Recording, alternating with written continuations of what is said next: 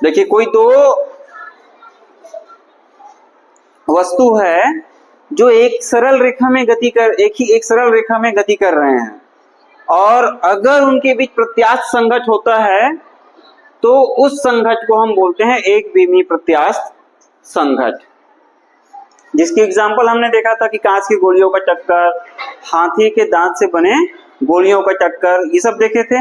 और उसमें उनके कुछ गुण थे। गुण कौन कौन से थे? जिसमें पहला गुण था कि एक्चुअल में दो गुण हमने देखा कि उसका रेखीय संवेग और गतिज ऊर्जा दोनों संरक्षित रहते हैं। ये हमने अभी अभी उसके डेफिनेशन में लिखा है कि प्रत्यास्थ संघट में रेखीय संवेग और गतिज ऊर्जा संरक्षित रहता है। आगे हम कुछ डेरिवेशंस देखने वाले हैं और कुछ सिचुएशंस देखने वाले हैं, कुछ कंडीशंस देखने वाले हैं कि इतने द्रव्यमान के वस्तु अगर टक्कर होंगे तो वेगों में क्या परिवर्तन होगा, उनकी गति किस प्रकार से होंगी। तो इस तरह की चीजें देखने वाले हैं। तब हमको इन दोनों क्वालिटी की, इन दोनों गुणों की जरूरत पड़ेगी जब हम डेरिवेशंस देखेंगे। ठीक है क्या? चलिए इसी में लिखिए,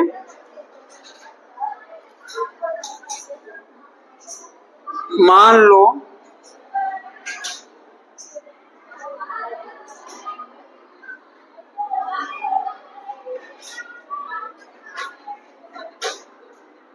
दो वस्तु जिनके द्रव्यमान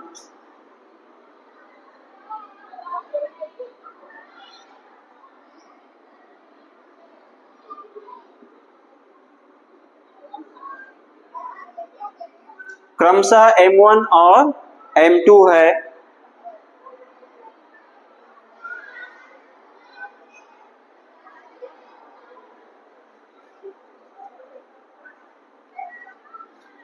जो कि वेग U1 और U2 से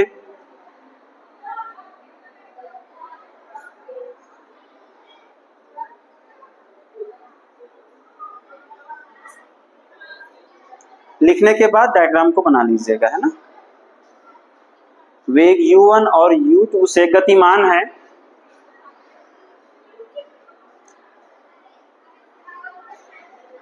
सरल रेखा में गतिमान है, और है ना। आगे लिखिए, संघट पश्चात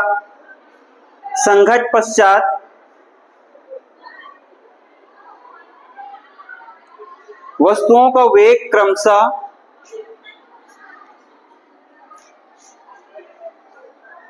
अब यहां एक चीज मेंशन है कि U1 is greater than U2। तो कुछ देर बाद सीधी सी बात है, टक्कर तो होगा दोनों वस्तु में। टक्कर हुआ यानी कि संघट हुआ, संघट पश्चात क्या लिखे, संघट पश्चात वस्तुओं का वेग क्रमशः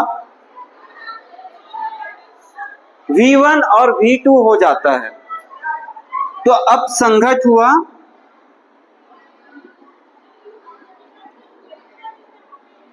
और संघट पश्चात ये जो वस्तु A है इसका वेग हो गया V1, और वस्तु B है इसका वेग हो गया V2।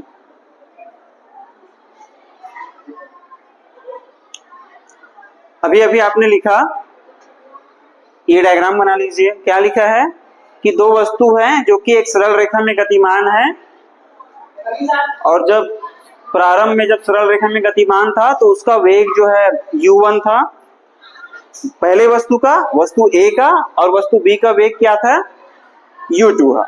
अब वो उसमें प्रत्यास्थ संघट हुआ, और प्रत्यास्थ संघट होने के बाद वेग बदल गया। अब बाटी वगैरह, कंचा वगैरह खेले होंगे, देखे होंगे, तो वेग बदल जाता है, इमेजिन किए होंगे, देखे होंगे। तो वेग बदल गया, और वेग हो गया U1 A का U1 से हो गया V1, और B का U2 से बदल करके हो गया V2। ठीक है, चलिए आगे बढ़े। रेखीय संवेग संरक्षण के नियम से, या संवेग संरक्षण के नियम से,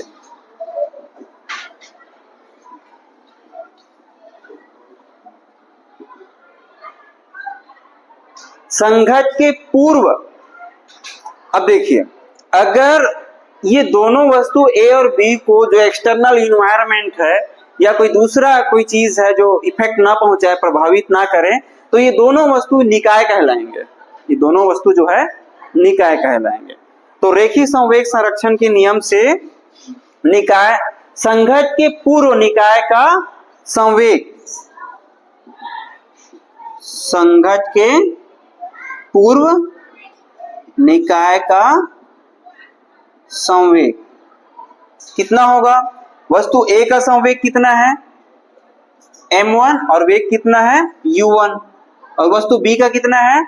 m2 और वेग u2। ये संघट के पूर्व। इसी तरह से संघट के पश्चात, संघट के पश्चात निकाय का संवेग। तो संघट के पश्चात द्रव्यमान तो वही है लेकिन वेग बदल गया है, तो u के जगह v हो जाएगा। तो m1 v1 plus m2 v2, ये समीकरण 2।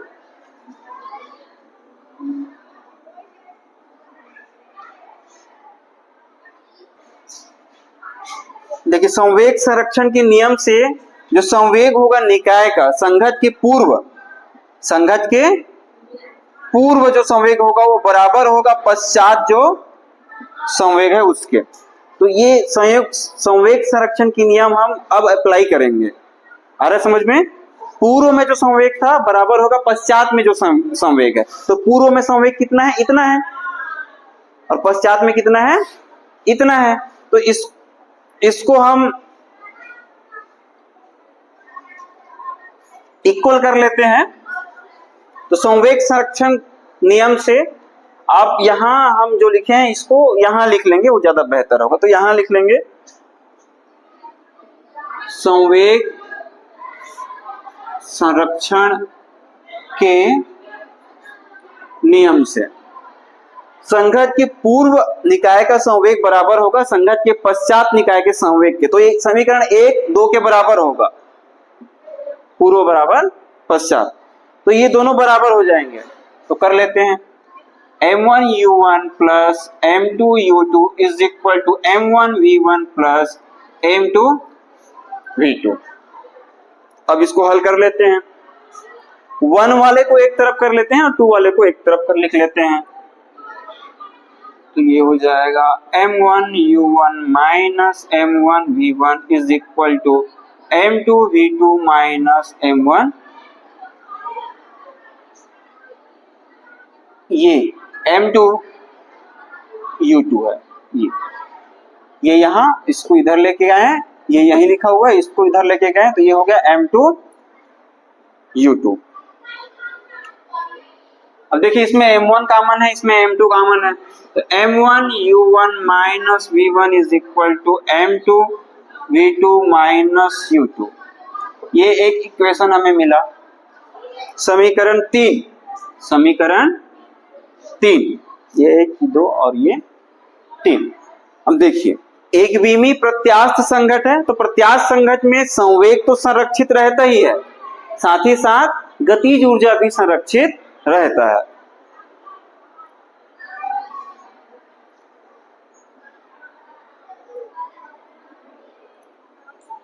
तो संघट के पूर्व गतिज ऊर्जा बराबर होगा,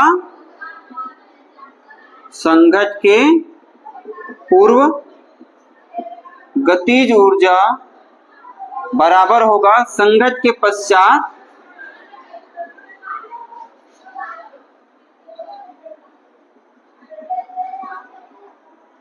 गतिज ऊर्जा के।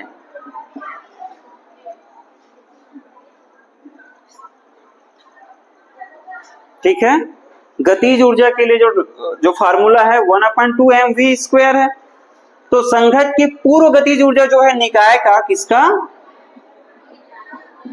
निकाय का पहले वस्तु का गतिज ऊर्जा कितना होगा? तो पहले वस्तु का 1/2m1u1², दूसरे वस्तु का 1/2m2u2² बराबर, ये इतना होगा संघट के पूर्व गतिज ऊर्जा निकाय का। और संघट के पश्चात ये सेकंड डायग्राम। तो वेग u से v हो गया है, तो u की जगह v लिखेंगे। तो 1/2 m1v1 square plus 1/2 m2v2 square. देखिए इसमें सभी टर्म में 1/2 है, कैंसल आउट हो जाएगा, बचेगा क्या, m1u1 square plus m2u2 square is equal to m1v1 square plus m2v2 square, यही बचेगा। अब जैसा काम हम इसके पहले किए थे वैसे ही काम यहाँ करेंगे, और हम 1 वाले को एक तरफ लिख लेते हैं और 2 वाले को एक तरफ लिख लेते हैं। ये क्या हो जाएगा, m1u1 square minus m1v1 square is equal to m2v2 square minus m2u2 square. अब देखिए इसमें m1 कॉमन है और इसमें m2 कॉमन है, तो इसे हम लिख सकते हैं m1u1 square minus v1 square is equal to m2v2 square minus यहाँ बचा हुआ है u2 स्क्वायर। ये इक्वेशन नंबर 4। समीकरण 4 में 3 का भाग देने पर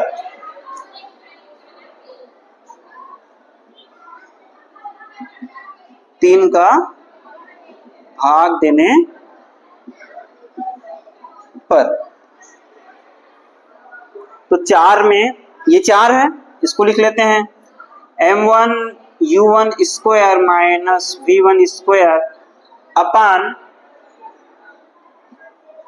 m1u1 minus v1 is equal to, इधर राइट हैंड साइड में है m2v2 square minus u2 square upon, इधर राइट हैंड साइड में है m2v2 माइनस u2, ये ठीक है। देखिए ये m1 और ये m1 और ये m2 और ये m2 कैंसल आउट हो जाएंगे, और देखिए ये a square minus b square के रूप में लिखा हुआ है, और उसको हम कैसे लिख सकते हैं, a माइनस b और पूरे का मल्टीप्लिकेशन फिर ब्रैकेट में a प्लस b के रूप में लिख सकते हैं। आ रहा है समझ में? तो ये माइनस वाला तो कट जाएगा, बचेगा क्या, प्लस वाला। तो ये जो इक्वेशन है ये किस रूप में लिखा जाएगा, u1 plus v1 is equal to हो जाएगा v2 प्लस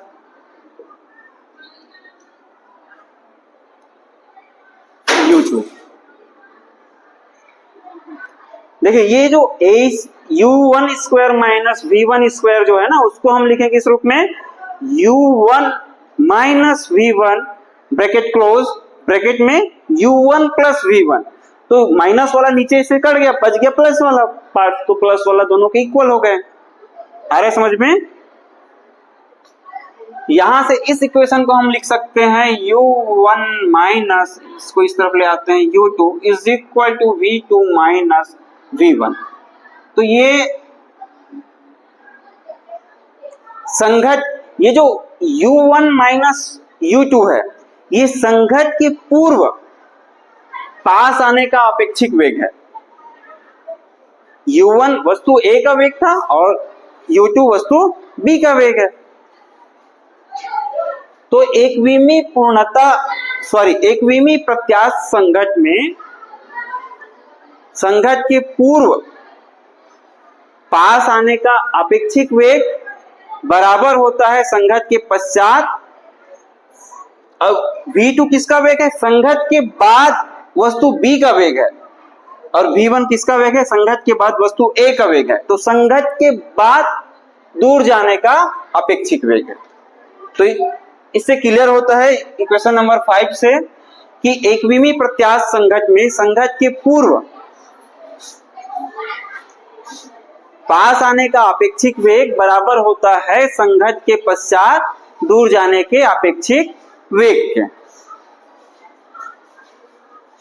लिखे क्या, एकविमीय प्रत्यास्थ संघट में संघट के पूर्व पास आने का अपेक्षित वेग संघट के पश्चात दूर जाने के अपेक्षित वेग के बराबर होता है। एकविमी प्रत्यास्थ संघट में, अतः एकविमी प्रत्यास्थ संघट में संघट के पूर्व पास आने का अपेक्षित वेग संघट के पश्चात दूर जाने के अपेक्षित वेग के बराबर, संघट के पश्चात दूर जाने के अपेक्षित वेग के अपेक्षित मतलब एक के सापेक्ष दूसरे का, रिलेटिव बोलते हैं, रिलेटिव वेलोसिटी।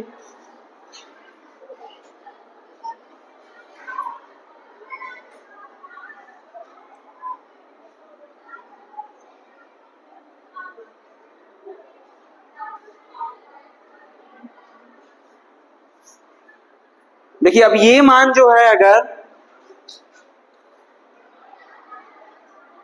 हम इक्वेशन नंबर 3 में सब्स्टिट्यूट करें, यहां से हम v1 का मान निकाल सकते,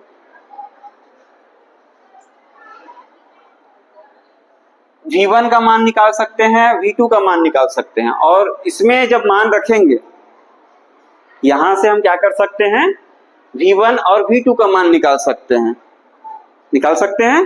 और ये जब मान हम रखेंगे कहाँ, इक्वेशन नंबर 3 में, इक्वेशन नंबर 3 में, तो हमें जब v1 का मान रखेंगे, किसका मान रखेंगे, v1 का मान रखेंगे, तो v2 का मान निकल जाएगा, और v2 का जब मान रखेंगे तो v1 का मान निकल जाएगा। आ रहा है समझ में,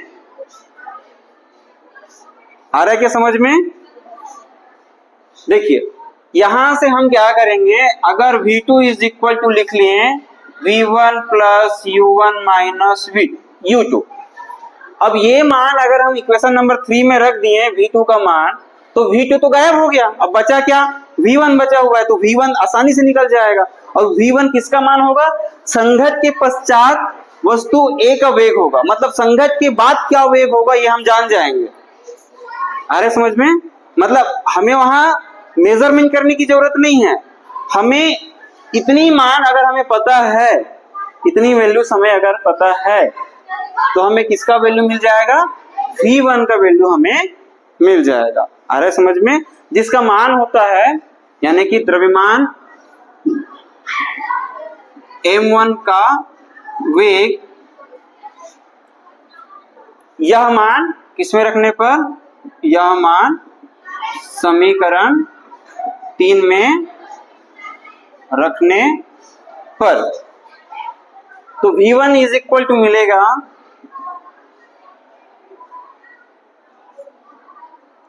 m1 minus m2 upon m1 plus m2 bracket close, और मल्टीप्लिकेशन u1 प्लस 2m2 अपान m1 प्लस m2 u2। ये वेग मिलेगा संघट के पश्चात, किसका, द्रव्यमान m1 का वेग, किसके पश्चात, संघट के पश्चात। इसी तरह से अगर हम v1 इज इक्वल टू रखते हैं v2 plus u1 minus u2, किसमें, समीकरण 3 में, तो संघट पश्चात जो वेग होगा,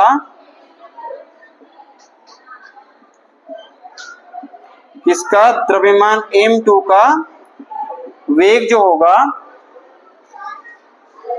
तो एक तो ये वेग मिल गया, ये द्रव्यमान किसका है, m1 का, दूसरा वेग मिलेगा किसका, द्रव्यमान m2 का, तो v2 इज इक्वल टू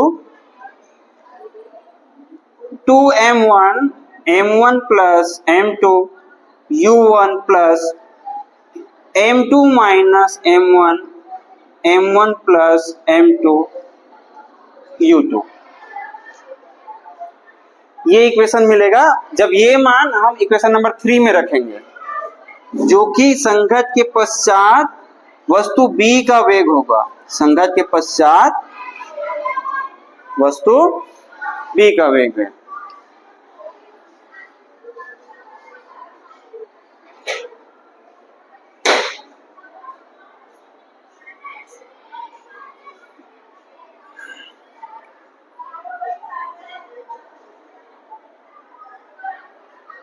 अब जैसा कि मैं बोल रहा था कि हम कुछ सिचुएशंस देखेंगे, कुछ कंडीशंस देखेंगे, तो कंडीशंस हम देखते हैं अब।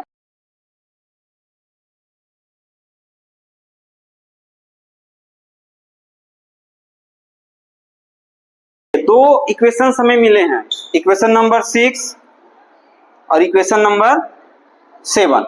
6 जो है संघट के पश्चात आफ्टर कोलिजन वस्तु A का वेग है, यानी कि m1 द्रव्यमान का वेग है, और समीकरण 7 जो है यानी कि ये वस्तु B का वेग है संघट के पश्चात, संघट के पश्चात।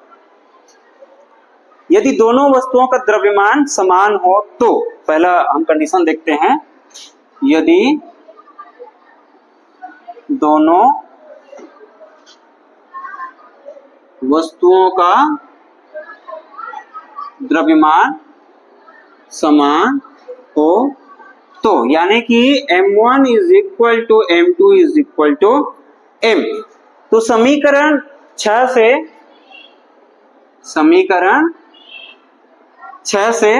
देखिए, समीकरण 6 में जब m1 इज माइनस m1 की जगह m और m2 की जगह m रखेंगे तो ऊपर 0 हो जाएगा, ऊपर 0 यानी कि ये पूरा टर्म 0 हो जाएगा, तो इसका मान क्या हो गया 0। यहाँ क्या बचेगा 2m हो जाएगा, नीचे m प्लस m हो जाएगा तो ये भी 2m हो जाएगा, तो 2m और 2m क्या हो जाएगा, कट जाएगा, तो यहाँ क्या बचेगा 1, अब मल्टीप्लाई है क्या u2, तो क्या आएगा v1 is equal to u2। ये संघट के पश्चात वस्तु A का वेग है, और जब ये मान समीकरण 7 में रखेंगे तो यहां देखिए ये 2m हो जाएगा, ये m प्लस m 2m हो जाएगा, 2m कट जाएगा, 1 बचेगा, और यहाँ क्या आया u1, और ये m माइनस m 0 हो जाएगा, तो 0 मतलब वो पूरा 0 हो गया, तो यहाँ क्या बचेगा v2 is equal to u1।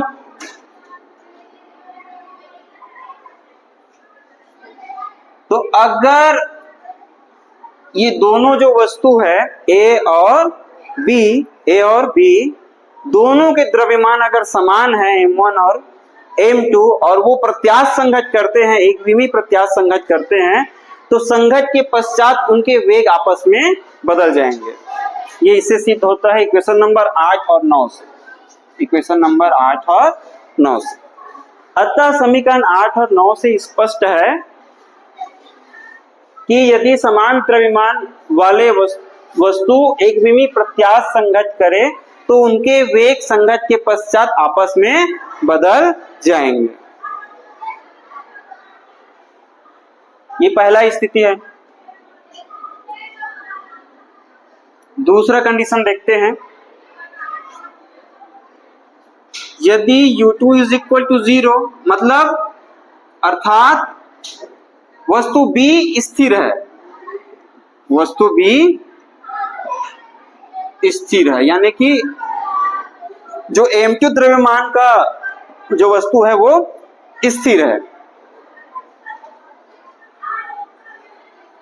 तो इक्वेशन नंबर 6 जो है, अब u2 का मान 0 हो जाएगा क्योंकि वो तो स्थिर है, तो ये पूरा टर्म 0 हो जाएगा, क्या बचेगा v1 is equal to m1 minus m2 upon m1 plus m2 into u1। ये एक इक्वेशन मिलेगा, बाकी ये तो 0 हो गया क्योंकि u2 का मान हमने 0 रख दिया। इसी तरह से समीकरण 7 में जब मान रखेंगे तो v2 मिलेगा, और ये 0 हो जाएगा, इसमें u1 का मान रहेगा 2m1 अपान m1 plus m2 into u1। तो ये दो इक्वेशन फिर से हमें प्राप्त हुए। ये किस सिचुएशन में है, देखिए जब हमने मान के हल हम मान करके हल कर रहे थे तो दोनों वस्तु गतिशील थे, लेकिन इस वाले कंडीशन में ये जो वस्तु है वो स्थिर है, ये जो वस्तु बी है वो स्थिर है। जब आप कंचा खेलते हैं ना, बाटी खेलते हैं, तो जब वो किसमें सर्कल में रहता है तो वो जो स्थिर रहता है, जो आप मारते हैं वो गतिशील रहता है। लगभग वैसे वाले कंडीशन में आप मान के चलिए। तब जो संघट के पश्चात जो वेग होगा वस्तु ए और बी का वो इतना होगा, कितना होगा, इतना होगा।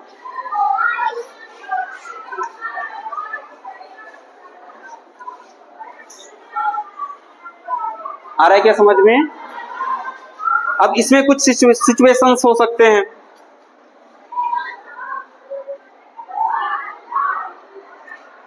जिसमें पहला सिचुएशन है, यदि m1 is equal to m2 is equal to m, first situation, तो m माइनस m जीरो हो जाएगा, यानी कि पूरा जीरो हो जाएगा। तो v1 इज इक्वल टू क्या मिलेगा, जीरो मिलेगा। यहां 2m अपान 2m हो जाएगा, m1 की जगह m तो 2m, m प्लस m यानी कि 2m, तो क्या आएगा 1। तो v2 इज इक्वल टू क्या हो जाएगा, u1 हो जाएगा। तो जब समान द्रव्यमान के दो वस्तु और जब दूसरा वस्तु स्थिर है, तो पहला वस्तु दूसरा वस्तु स्थिर है और उनमें अगर एक विमी प्रत्यास्थ संघट होता है तो संघट के पश्चात पहला वस्तु स्थिर हो जाता है, पहला वस्तु स्थिर हो जाता है और दूसरा वस्तु पहले वस्तु के वेग से गति करने लगते हैं। समझ में आ रहा है क्या? देखिए, आप कंचा खेल रहे हैं, सर्कल में एक कंचा है वो स्थिर है, एक कंचा आपके हाथ में है और दोनों का द्रव्यमान सेम है, तो कभी कभी आप देखे होंगे वहां जाके वो रुक जाता है और जो सर्कल में था वो आगे चला जाता है। तो वैसा वाला सिचुएशन है, वैसा वाला सिचुएशन है। आ रहा है समझ में? आगे बढ़े। इसी में दूसरा कंडीशन हो सकता है,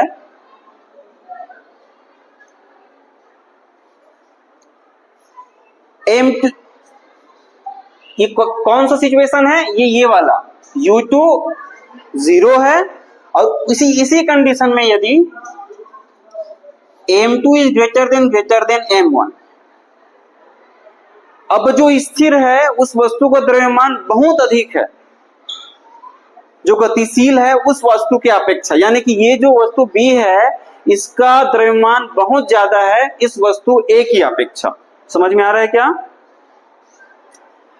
तो इस सिचुएशन में जब इक्वेशन नंबर ये 8 और 9, 10 और 11 में, 10 और 11 में, इसमें और इसमें, देखिए m2 का मान रखेंगे, m2 का मान बहुत बड़ा है, m2 का मान बहुत बड़ा है और m1 छोटा है, तो ये मान निगेटिव आएगा, ऊपर जो भी मान आना है निगेटिव आएगा। अब बहुत बड़ा है तो m1 का मान कोई बहुत ज्यादा इफेक्ट डालने वाला है नहीं। अब आपके पास अरबों रुपए है तो 1 रुपए का इफेक्ट डालेगा? नहीं डालने वाला। तो ये किसके बराबर होगा, लगभग m2 अपान m2 के बराबर हो, m2 अपान m2 के बराबर होगा और m2 कर जाएगा तो 1 ही आएगा और इधर निगेटिव में 1 आएगा क्योंकि ऊपर वाला मान किसमें है, निगेटिव में है, तो -1 रहेगा और यहाँ क्या बचा हुआ है, u1 बचा हुआ है। तो v1 इज इक्वल टू क्या हो जाएगा, -u1 हो जाएगा। और जब 11 में रखेंगे, ये इक्वेशन, इसका मान किसमें रखेंगे, 11 में रखेंगे, तो m2 बड़ा है,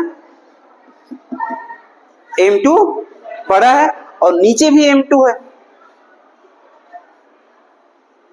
नीचे भी m2 है, m2 बहुत बड़ा है और ऊपर से मल्टीप्लाई 2 है, ऊपर से मल्टीप्लाई 2 है और नीचे भी m2 है, नीचे भी क्या है, m2 है। वो बहुत भारी जो द्रव्यमान था उनका था, तो जब उसको डिवाइड करेंगे तो वो जीरो के आसपास आएगा, 0.00000 ऐसे आएगा वैल्यू जो है, तो जीरो मान के चल सकते हैं उसको, क्या मान सकते हैं, जीरो मान के चल सकते हैं। तो v2 का जो मान होगा v2 इज इक्वल टू 0 आएगा। आ रहा है समझ में? तो जब ऐसे सिचुएशन में एक विमी प्रत्यास्थ संघट होता है, जब वस्तु B स्थिर है और वस्तु B का द्रव्यमान बहुत ज्यादा अधिक है वस्तु A के द्रव्यमान से, तो भारी वस्तु का वेग अप्रभावित रहता है, यानी कि भारी वस्तु का में कोई प्रभाव नहीं होता है, वो स्थिर का स्थिर ही रहता है, और हल्की वस्तु जो है उसी हल्का वस्तु जो है उसी वेग से, हल्के वस्तु के वेग से ही विपरीत दिशा में परावर्तित हो जाता है। यानी कि ये आया, टक्कर किया, और जिस दिशा से आया है उसकी विपरीत दिशा में वापस चला जाएगा। आ रहा है समझ में? ये इस कंडीशन में थर्ड कंडीशन है। इसी में तीसरा कंडीशन हम देख सकते हैं, M1 is greater than M2। अब इसमें ये बोल रहे हैं कि B ही स्थिर है, अभी भी B ही स्थिर है, और M1 का द्रव्यमान कहीं अधिक है। अब M2 का द्रव्यमान कम है, तो मान रख के देखते हैं। तो इक्वेशन नंबर 10 में जब मान रखेंगे तो M1 कहीं बड़ा है, M1 कहीं ज्यादा बड़ा है। आ रहा है समझ में? अपान M1 है, तो ये ज्यादा इफेक्ट डालने वाला है नहीं, बहुत ज्यादा इफेक्ट डालने वाला है नहीं, तो M1 upon M1 is equal to 1 आएगा। तो V1 is equal to U1। और जब 11 में मान रखेंगे तो 2 ये बड़ा है, 2 M1 है, नीचे M1 प्लस M2 है, तो ये जो M2 दिख रहा है इतना प्रभावित करने वाला है नहीं M1 के वैल्यू को, तो 2M1 अपान M1 के बराबर है, और M1 क्या हो जाएगा? कैंसल आउट हो जाएगा, तो बचेगा क्या? सिर्फ 2 बचेगा। तो V2 इज इक्वल टू क्या आएगा? V2 is equal to 2U1।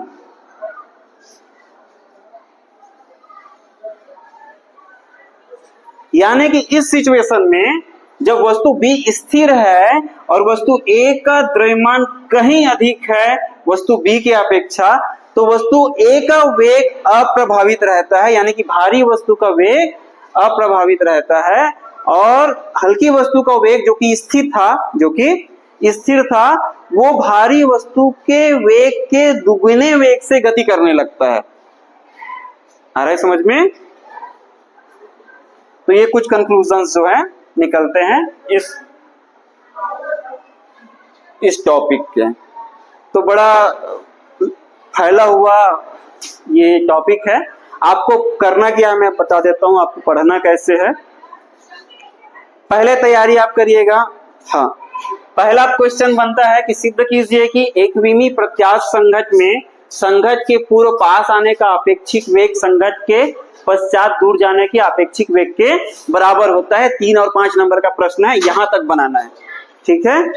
अगर ऐसा पूछे तो दूसरा प्रश्न बनता है कि एकविमीय प्रत्यास्थ संघट में संघट के पश्चात पिंडों के वेग के लिए सूत्र ज्ञात कीजिए। तो वो इक्वेशन नंबर 6 और 7 है, जो हम V2 और V1 के मान रख करके सॉल्व किए हैं। आ रहा है समझ में? उसके बाद ये कुछ सिचुएशंस है जिसको पूछा जा सकता है कि भाई इस स्थिति में वेग क्या होगा, इस तरह से। अब इसमें एक चीज और है, अगर एक प्रश्न और बनता है कि एकविमीय प्रत्यास्थ संघट में गतिज ऊर्जा का स्थानांतरण अधिकतम कब होता है। तो ये जो सेकंड का फर्स्ट जो कंडीशन है, इसी में अधिकतम गतिज ऊर्जा का स्थानांतरण होता है। रीजन आप देख सकते हैं। दूसरा जो वस्तु है, वस्तु B है, वो पहले वस्तु के वेग से गति करने लगता है, तो पूरा गतिज ऊर्जा स्थानांतरित हो गया पहले वस्तु से किसमें? दूसरे वस्तु में। समझ में आ रहा है? पहले वस्तु का जो गतिज ऊर्जा था इतना था, संघट हुआ तो दूसरे वस्तु का कितना हो गया? उतना ही है, मतलब पूरा गतिज ऊर्जा क्या हो गया? स्थानांतरित हो गया। तो एकविमीय प्रत्यास्थ संघट में अधिकतम गतिज ऊर्जा स्थानांतरित होता है किस कंडीशन में? इस कंडीशन में, जब दोनों वस्तुओं का द्रव्यमान समान हो और एक वस्तु क्या हो? स्थिर हो, और उनमें एकविमीय प्रत्यास्थ संघट हो, उस सिचुएशन में। ये प्रश्न आया था 2 साल पहले 1 नंबर में, और हर साल एक प्रश्न जरूर आता है इस टॉपिक से। और किसी की कोई प्रश्न हो तो बताइए।